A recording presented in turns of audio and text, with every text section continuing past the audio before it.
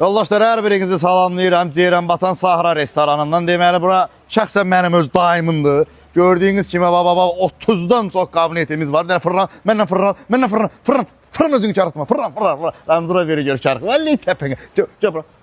Gördüyünüz kimi, burada 70 nəfərlik banket zalımızdır. Sizi kabinetlərlə bir-ikisi ilə tanış eləyim. Hamısını gəzə bilmərəm. Gələ kino çəkək. Artıq kabinetlərin hamısını bir-bir deyəmirəm. İndi burada da bir xeyli kabinet var belə şüşəli. Əsas o tərəf, gəlin o tərəf göstəreyim.